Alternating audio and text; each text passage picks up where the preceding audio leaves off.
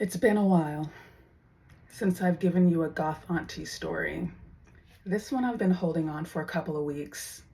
It's about Vegas, and by the time I'm done with this story, you're going to understand why you need to get down to one of our shows when I perform with the Django Swank.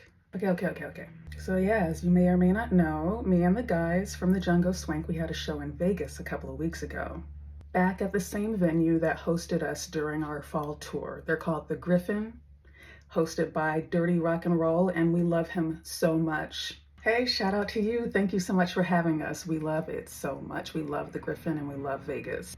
Anyway, we get there in plenty of time. We get to the venue early. I change at the bar, just really chill. We weren't quite sure what it was gonna be like landing there, but it was fine after a long drive.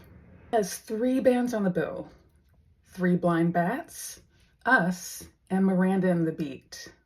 3 Blind Bats was great. A woman of taste and refinement such as myself still loves some dirty punk, still loves a mosh pit, still loves like a hard edge sound. Really enjoyed their set. And then it was time for our set.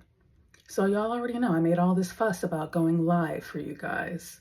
We get on stage. I'm waiting for the boys to, get their things set up, and Jonas's organ is just not working. It took like 10 minutes to get his instrument going.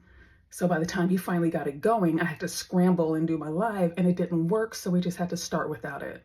So all in all, grateful to get the set started, but it wasn't happening the way we wanted it to. But we got into our groove. We're professionals. Seasoned.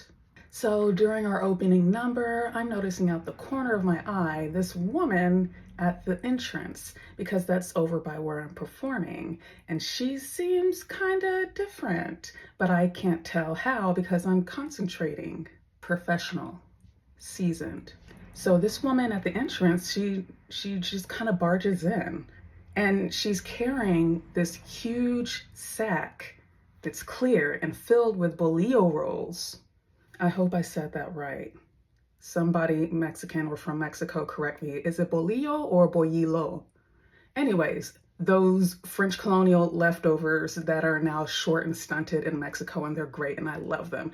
A huge sack of maybe 30 of them. Who comes to the club, who comes to a bar in Vegas with a huge sack of bread?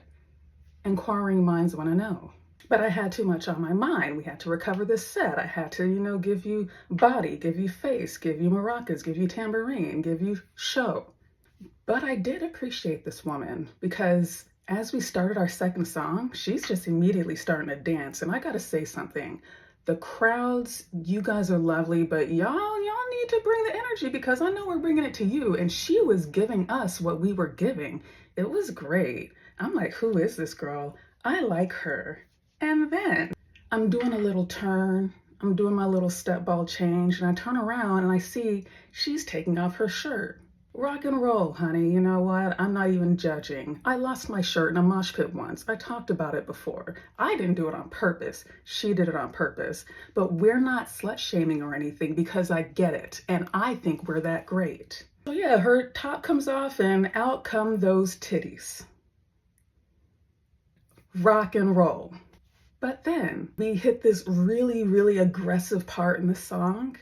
She threw her bag of bread up in the air. It rained bread, and she proceeded to take off all of her clothes in the middle of the bar. Now, I was very conflicted because, I don't like surprises like that, but also I get it. I think we're that punk and we're that rock and roll.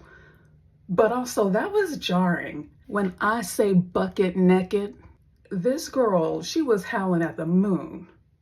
This girl, she was the moon. She didn't give a fuck, man. Swinging boobs and stomach and ass, and I'm like, okay. And then she proceeds to leave the bar. She strolled naked out of the bar, through the front into Vegas, and for the rest of the night, no one knows where she went. And she left her shoes and her clothes and her purse. And I looked in her purse, and she had come in from New Mexico. It was a quandary. We were all perplexed.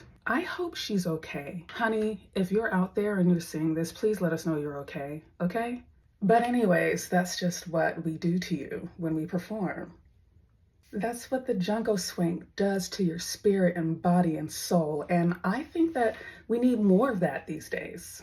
So yeah, we had like 4 or 5 more songs to do and we did them. And then Miranda and The Beat went up and they were so good. I'm into her. I'm taking notes. She's hot. But yeah, that's my Goth Auntie story for right now. In Vegas, a woman came and enjoyed us so much that she got naked and just gave it all up to Jesus. If you want to feel like that, listen, we have a show coming up. Look, this is evergreen content. So if you're seeing this after a recent show, check our Instagram at The Jungle Swing and see what we have coming up. No guarantees. I mean, like, you're the audience. You're bringing what you're bringing. I don't know what's going to happen at the next show. I'm just saying that we serve. Do you serve? The world is on fire and I don't deserve that. We can have a little disinhibition as a treat. Don't get fucking crazy. Act like you got some sense. But also let loose sometimes, you know? And that's what we're here to serve you as artists. So I hope to see you at the next show. And I hope to have a good story like that one for you soon.